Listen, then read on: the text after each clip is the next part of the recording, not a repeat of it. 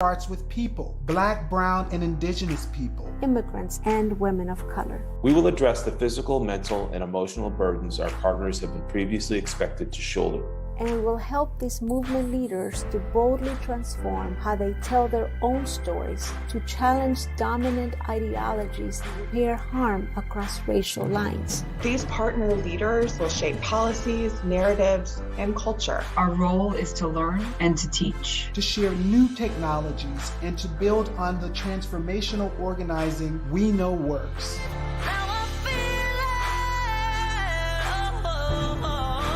Join us on this road towards racial justice. And we will realize freedom and liberation for all.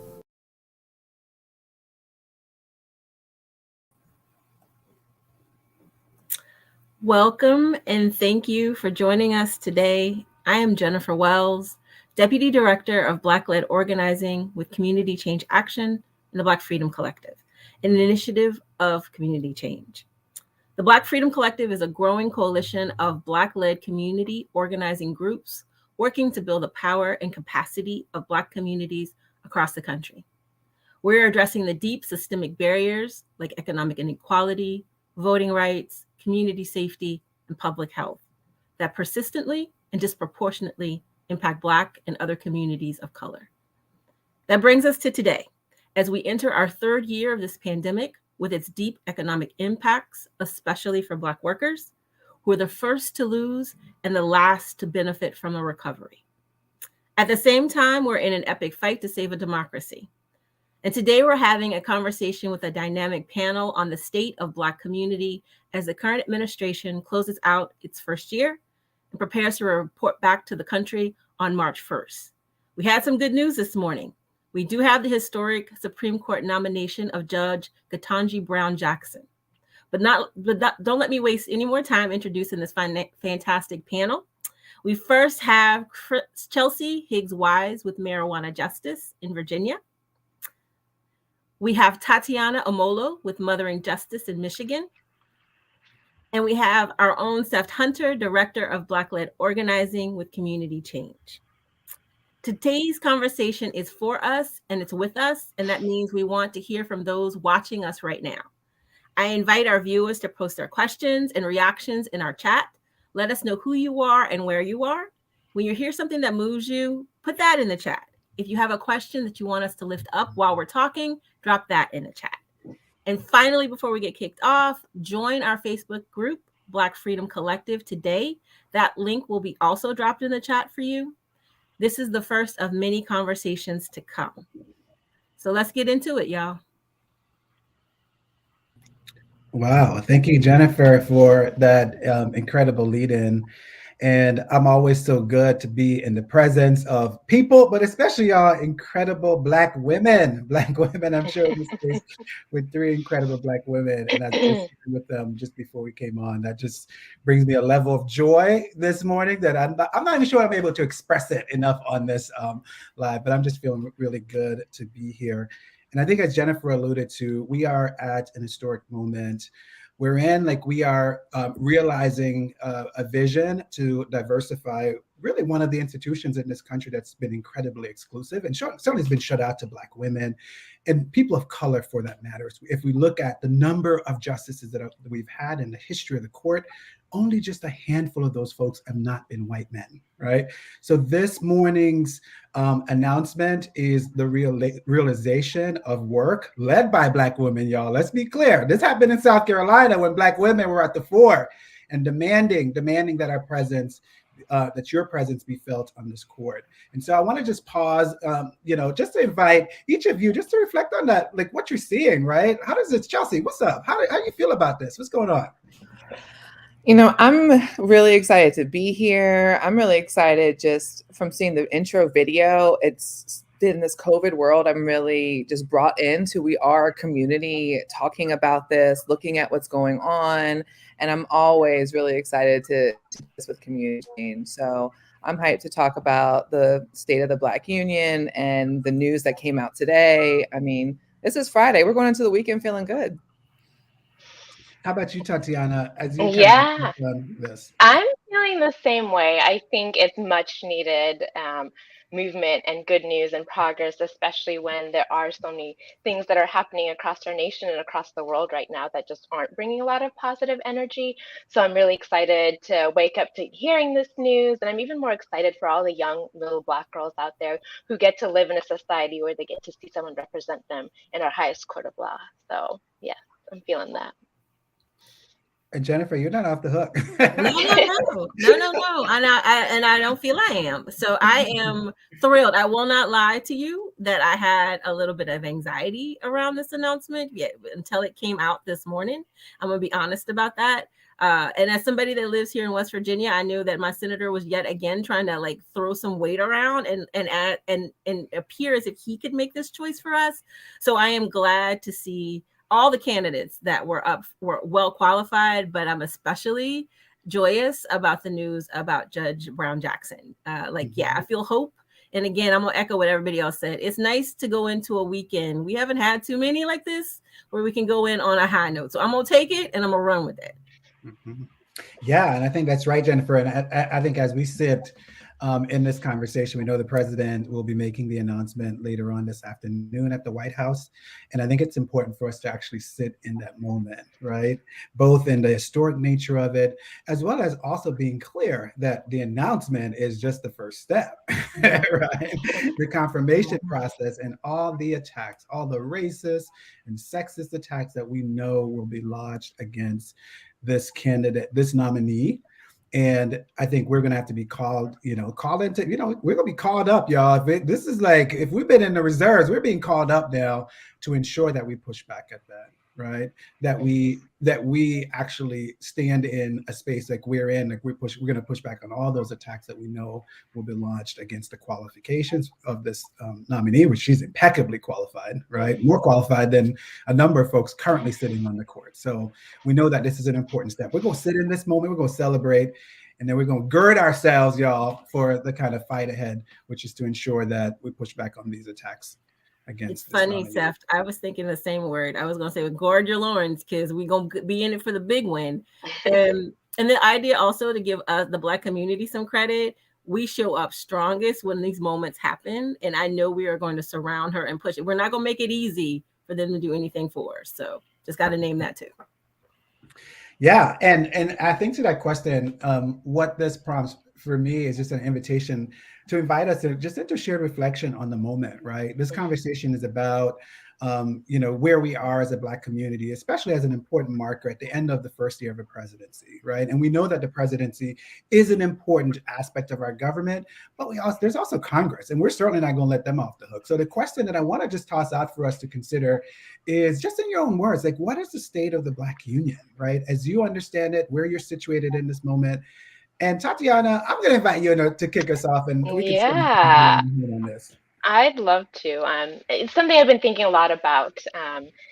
And I'm just feeling like it's just in a very precarious state right now. I really feel like we're on the precipice of, teetering one way or another.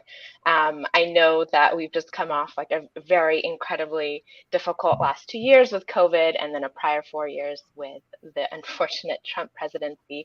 And it just feels that there was a lot of momentum moving. There was a lot of progress, and a lot of people, especially in Georgia, where we thought such a historic turnout.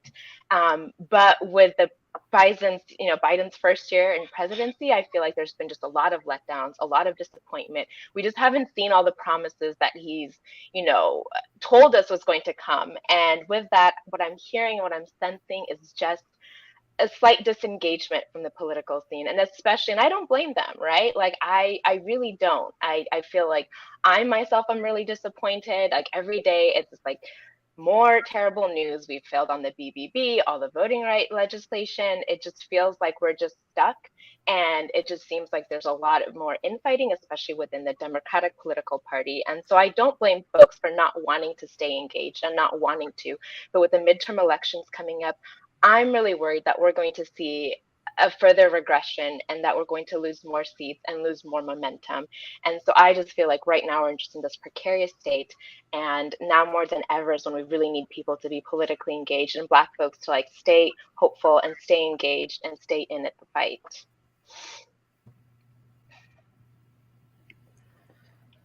don't know, how are other folks feeling about this? Yeah, Tatiana, I wanted to just kind of jump in right with you here is I really love your word precarious and the honesty that comes behind that with where our community members are. I've gone through a few words, but my word right now is the state of the Black Union is reconnecting. And really kind of speaks to what you're saying too, us reconnecting as a community, but also reconnecting to a political activation right now. And many of that has to do with what we're watching in the federal government. Particularly, I've heard just this last couple of days about the student loans. And I know we'll talk a little bit more about issues for folks, but as we're looking at this first year, it's the reflections of what did we ask for? What did we get? And what's next? So I think for us, that means that we have to reconnect so that we can answer those questions for ourselves first and then bring it to the political leaders with that type of decision-making power. I echo both precarious and reconnection. I add, and this could also be my own personal feeling, exasperated. Like this cycle is yet again happening where we show up, we show out, we do what we're asked to do, and then we have to sit and wait for actual results to happen that we felt should have been clear cut.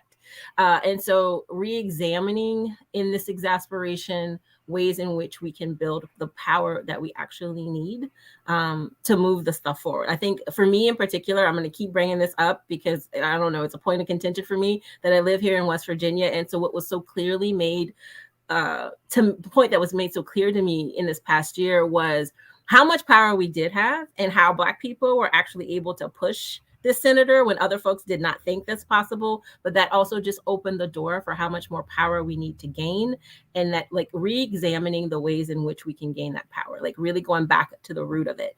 And in these moments, even in the year of frustration, as we were so close to what we thought we could gain, I think back that my grandmother lived through Jim Crow, Great Depression, New Orleans, through the presidency of Wilson, and she still kept hope and built locally in her neighborhood. And I'm going to lean into her right now. I always call her up when moments are bad. I'm like, if you made it, we're going to figure this out too. So. Yeah, there's something reassuring about the idea that we are not trying to reinvent the wheel and fire, right? And as precarious as this moment is and may feel for us, we have been at similar places before, and we have basically written the script of how we overcome, right? And I think in some ways, as I think about my own word, in some ways it might actually contradict what I just said. But I still feel, as each of you have expressed, a sense of flux, right? As I think about the state of the Black unit, it is one that is in flux. We're stepping into this conversation at moments of great contradiction. At this very hour, I'm pretty sure that Judge Katanji Brown Jackson is like on her way to the White House, right? We will sit and we'll create a space for a Black woman that a Black woman has never occupied in this country before. And that is an unmistakable, moment of progress that I certainly want to mark, that I certainly want to be mindful of this moment of where I am. And at the same time, like, we could be on the edge of World War III, right? In a war like where we're seeing like unchecked aggression, right?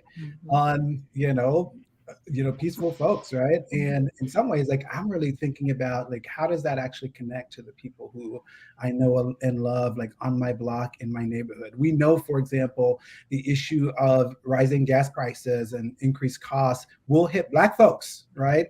In the midst of a protracted pandemic. And so what may feel like it's so far away may be much closer than I was even thinking. And then there's also the question of, what does this mean for the domestic agenda? What does this actually mean for a domestic agenda that was already stalled? Like, where will we actually be as this war kind of progresses? And so, yeah, for me, where I'm landing is just a sense of flux, right? The state of Black Union for me remain in flux. Tatiana, I want to pivot over to you, and you're in Michigan, right? At the basically ground zero for voter suppression and so many other awful things. But I want to invite you to reflect on, in a much more personal way, the things that matter to you and the people who you love. Like what are you seeing? What are you hearing? Like what are some of those things that matter to the folks that you're organizing and the Mm, folks that are in your circle of human concern there in Michigan? mm. Thanks for that. I think what I hear a lot about is childcare. Childcare, affordable childcare, access to childcare. That seems to be kind of the biggest issue that's both happening within my community and also with folks that I know personally, both family members and friends. It's just the cost of childcare is just an insane amount. I personally don't have a child, so when I learned recently just how much some folks are paying for childcare, it is more than double my rent, which is insane. And so if you're trying to work, right, get a job, get the income to provide for your family, and then you have a young child that needs to also be taken care of, how are you going to balance those competing demands? And a lot of times, and then going further into that, childcare providers are inadequately also supported. Many of them are making minimum wage, taking care of our very own children as well. And so I know lots of moms who are unable to take their children to childcare. So if they're able to work from home, then you're trying to juggle both, competing meetings, getting emails, just being on top of that, while also making sure that your child is adequately cared for. And this is even harder for single mothers. And other folks who might not be able to afford childcare then are essentially out of a job. So that's one of the huge issues that I'm seeing, as well as paid leave, which I think has been especially exacerbated because of COVID, as we all know. We don't have a paid leave program here in Michigan, and the government is actually actively fighting against it, which is a significant issue if you're trying to choose between going to work to care for your family or staying home with a sick loved one. I mean, both are priorities, and you shouldn't have to be penalized for not being able to take care of your child. So I think those are the two areas that we're really seeing. And I know that's something that Mothering Justice is personally working and fighting on. And that's something that I'm hearing a lot in my communities too, and with my friends and family. Mhm. Yeah, and I know Jennifer in West Virginia, this has certainly been an issue that you care about intimately. And I'd love just to invite your reflection on what Tatiana shared, and then just also like what you're seeing on the ground there in West Virginia. So everything that Tatiana mentioned and talked through is exactly like for me across the board, across the country, especially here in West Virginia, and especially as we are living through and trying to dismantle a narrative that speaks in one hand about the value of work, but then in the other hand doesn't actually allow folks to get out there and get the dignified work that they deserve or to be paid the wage that they deserve. And for us, in the base of that equation is housing. So like we have issues with the prices of housing, with affordable housing, access to affordable housing, all of that. And then building from there, like if I'm secured in the place that I live, how then do I take care of my family so that I can go out and actually find the job that is going to pay my bills, which is very difficult here. We're a very poor state. There's a lack of quality employment across the board. And so, but we're still living in, again, just trying to dismantle that narrative that we have everything that we need available to us and that it's easy for us to reach, which is so not true for the people here, and particularly the Black community here.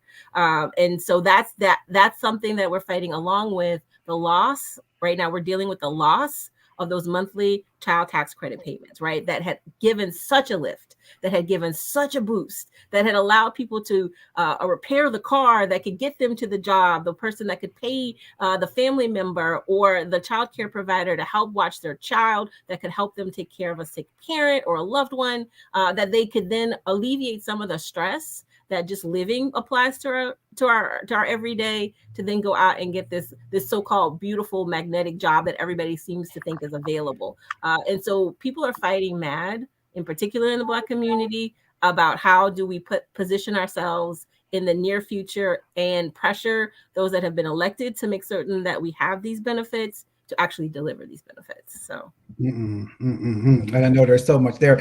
And Chelsea, I see you shaking your head, but in part, like I think about in the midst of having those payments ended, as well as like seeing the connection between also like having the expanded unemployment being ended, right? And I think in part, like I see it as a continued tactic to try to ensure that, as citizens, we become disconnected from what government can do in the midst of great pain and great strife, right? And what happens, y'all, when our imagination gets expanded and we realize that, there's a lot more.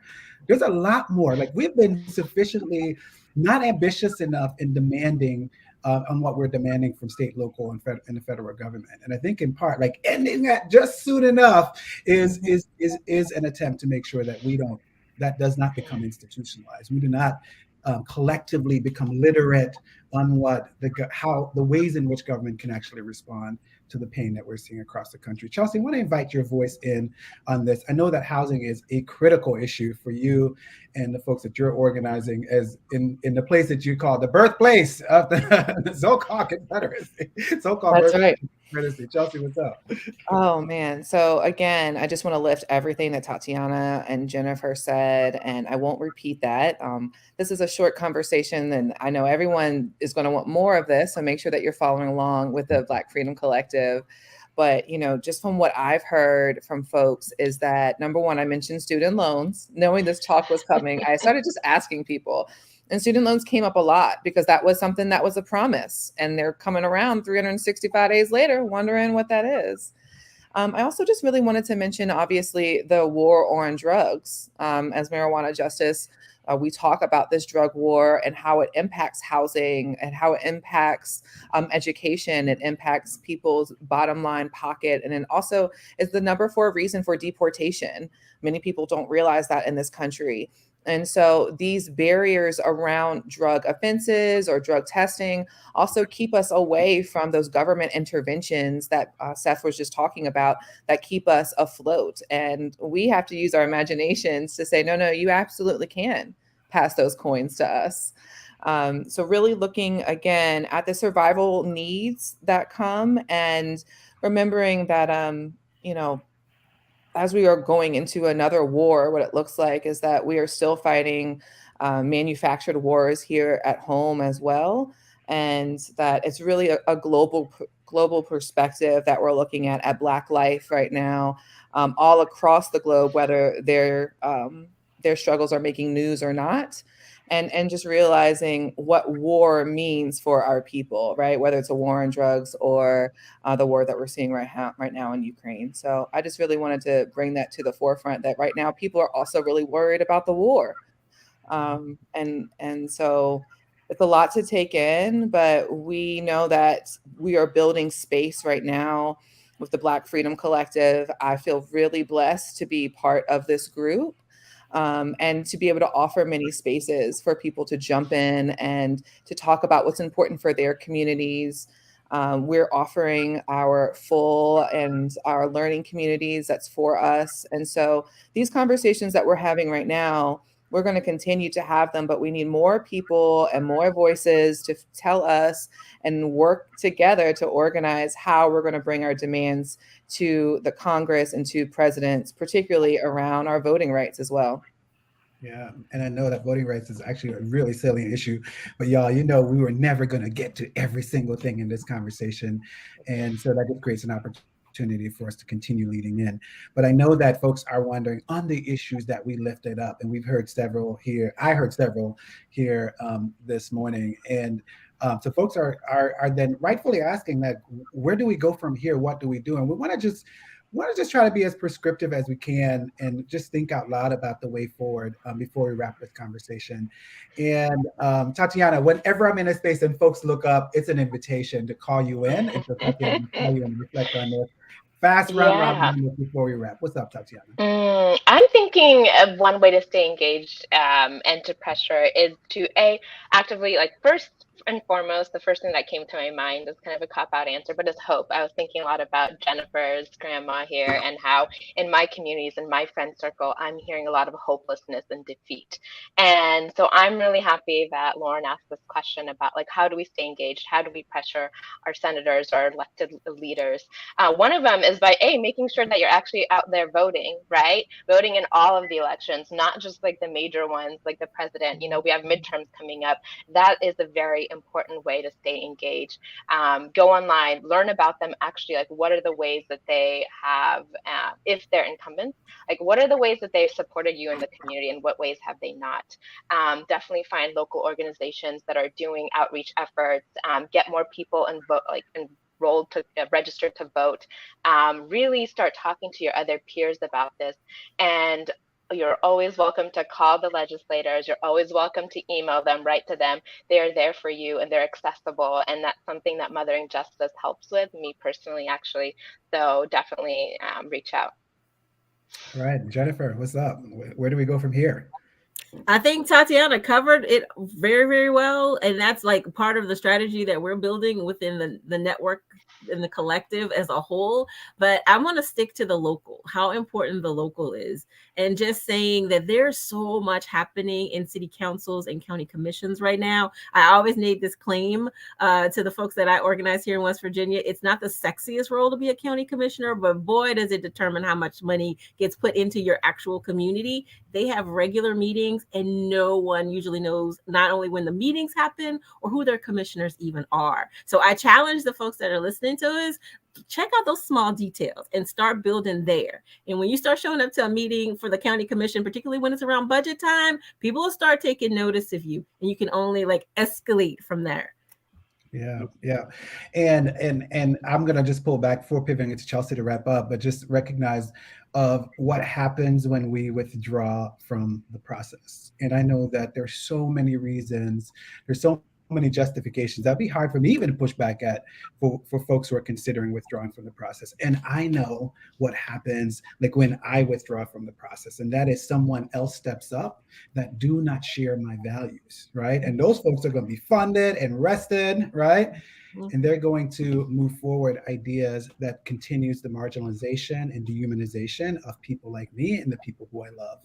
So I got to show up in spite of, right? It is in spite of. All right, Chelsea, close this out.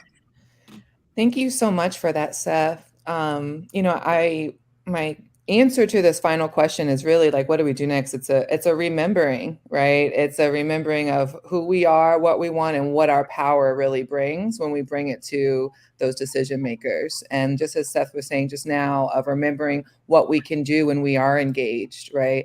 Remembering what we do when we show up to those local city council meetings and those budgets. And I would just add what comes forward when we step out into the press and say our demands, right? So making sure that our community knows, making sure the decision makers knows, and making sure the media knows, so that we can find one another and remember. So I am really, really excited to continue to organize and learn with all of you all. I think it's really amazing that right here in Virginia, we're talking to people in West Virginia and Michigan, and that's really what the Black Freedom Collective is able to do. So I really want to invite everyone that's watching right now to please go to the blackfreedomcollective.org, our website, find out more about us, and make sure that you're joining and learning and signing up for any of our sessions as we come up with our For Us Learned and Liberated community. That is our full community. So we are having conversations about how to engage with your local community, what issues are important, and then just breaking down what is happening at a federal level. So if you say, I want to be involved, but I don't always understand what's happening, this is our place to figure that out and translate it for our folks. So again, I just really want to thank everyone that's tuned in. I want to thank Community Change, as always, thanking our Black Freedom Collective that's moving and creating these spaces, and really inviting all of you to just stay in touch. And let's make the state of the Black Union one that we can all really be proud of in 2022. Thanks, everyone.